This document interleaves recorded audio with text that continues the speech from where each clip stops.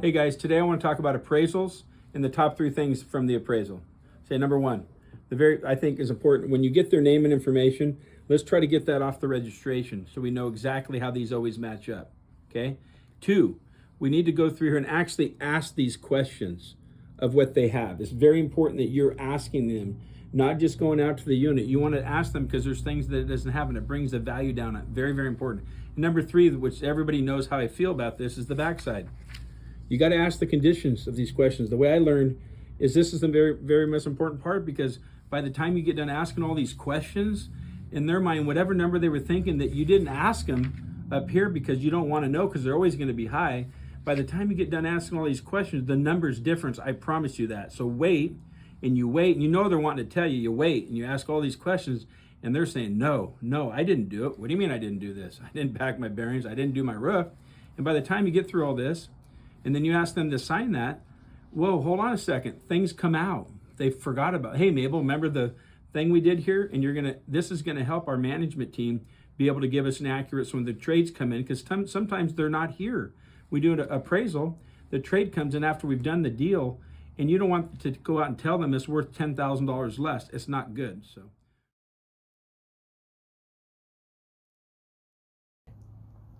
Hey guys. Hey, we're going to go over the appraisal today. If you want to bring that in here, Donovan. I think it's important that we fill out all the lines. And let's start at the top. Your name up here so we know who it is, the date. Let's put the customer's name on here like it reads on the registration. That's very important. If you can get the registration to put that on here. The phone number, city, state, zip code. We want the year, the manufacturer, model. The length comes off the registration also. What model it is here. The VIN number off the registration, or the unit if possible, or the insurance card. We get a license number, the plate, if it's a VA plate, if they're keeping, if they're transferring the plate. If you look down in here, through these lines, slides, if it's got extra keys, very important, the keys, and tag the keys and put them where they go. Customer rating, 1 through 10, 1 being horrible, 10 being new, and ask them. Don't just guess. Ask them if it's faded. And on the back side here, it'll talk a little bit more about that, and I'll talk more about the condition. When you get to the exterior, ask them fiberglass, metal. These questions are all designed when you ask them questions. This will bring the value down. If they're telling you no, that's why you have to ask these questions. Alloys, simulators, how many awnings, power, light. Does it have a light down the side of it? Window awnings. Slide out toppers, ladder, heated tank pads, and please don't guess. If it doesn't have it, don't check it. Power hitch jack, does it work? Full auto leveling, where you push the button and it actually auto levels. Scissor, crank down with little hand cranks, power. Spare tire, don't check it if it doesn't have it, because some don't have them. The rack on the back, the side patio. The shear step is the aluminum ones that fold out, not the little black ones that go up underneath. Is it a full body paint? Don't guess on that. If you don't know, don't check it. A partial's like the graphics, where it says vinyl graphics here. Does it have a fuel station? If you don't know how many gallons it is, don't check it. Most of them are 30, but if you don't know, don't put it there. Does it have a backup camera? Does it have a remote that works all the options? And then you go down in here, you see all the options for the electrical, inverter. If you don't know if it has one, don't check the box. How many ACs? 1, 2, 3. Make sure, just don't look up on the roof inside and see if it has. You got to look up on top. See all this stuff right here. Heat pump, LP furnace, electric. Is it gas or electric? And motorhomes will have the radiant flooring. Does it have a solar plug for the outside? If there's panels, how many watts? Does it have power cord reel? We hit the button and the reel comes up inside on fifth wheels. On the interior, if it's got a bed, is it queen or king? If you don't know, don't check it. Is it walk around? Is it a power? Is it a power adjustable bed? Are there bunk beds? The sizes, the dinette, is it a U-shaped dinette? Is it a booth? Chairs, sofa, trifold, jackknife, theater. Ask these questions. If it doesn't have it, because sometimes they're going to tell you no. If you don't know, don't check it. Furniture, is it cloth, vinyl, ultra leather? The counters, are they laminate like this desk? Or are they solid surface like rock? Floors, carpet, tile, vinyl. Windows, dual pane. If you put your finger on the window and you go like this and they don't touch, and it doesn't touch, that's a dual pane. Flush mount. That's the real pretty ones on the outside. Does it have mini blinds, day-night shades, rollers are blacked out? Are they power? Fantastic vents are the ones that have the little vents on side that go up and down. Is there a ceiling fan, skylight in the bathroom a lot of times? How many bathrooms? Does it have a tub? Not like, this isn't a tub of this like this. This is actually a tub. Is it glass, curtain, or is it one piece? You come over here, this is for motorized. The motor, these are a little more complicated. If you don't do this, you get with Chris, you get with somebody that knows. This is very important. We could spend 15 minutes talking about this spot. We're gonna not do this right now. Most stuff is towable. But when you get to this motorhome part here, there's a lot of things that go in here on motorized. There's a VIN and a serial number on a motorhome. You need both. So we talk about generators, the make, the model.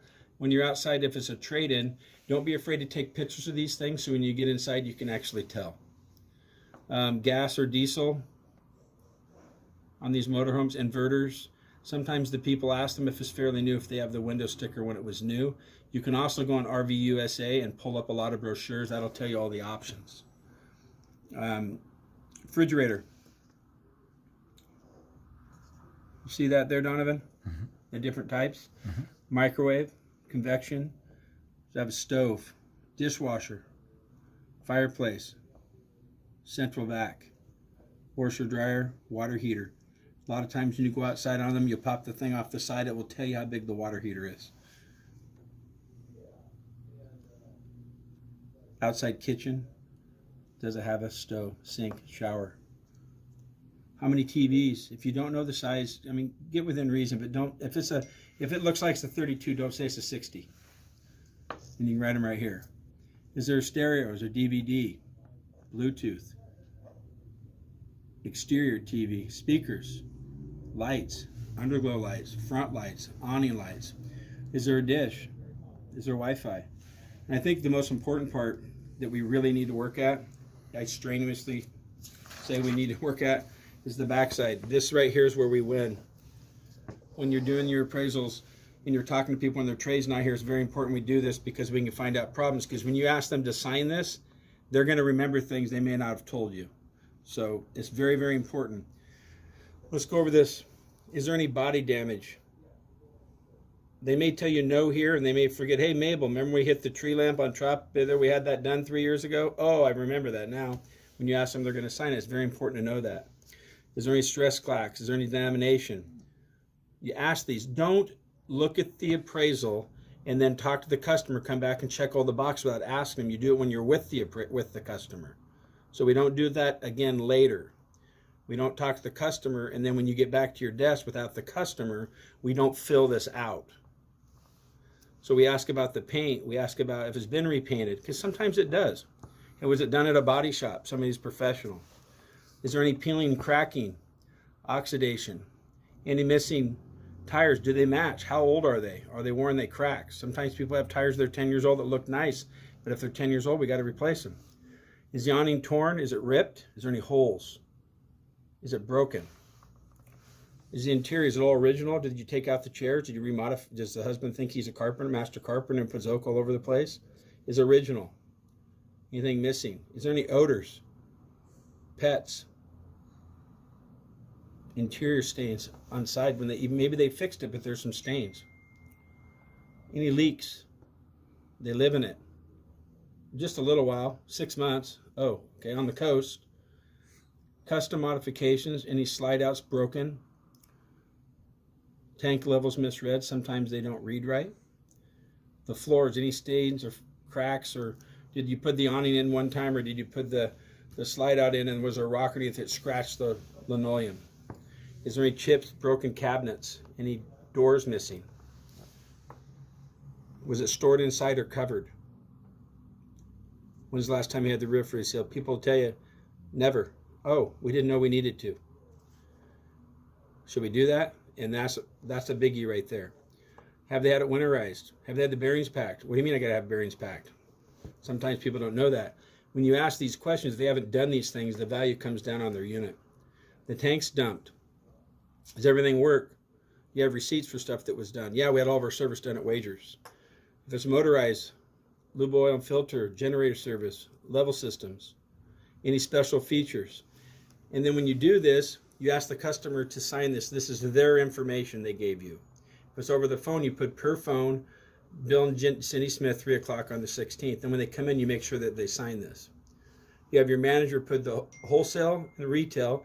And if it's a sight unseen, whoever does that, you have them put their name on this and you have them sign this. So if you work with another manager, they know that somebody else already looked at it.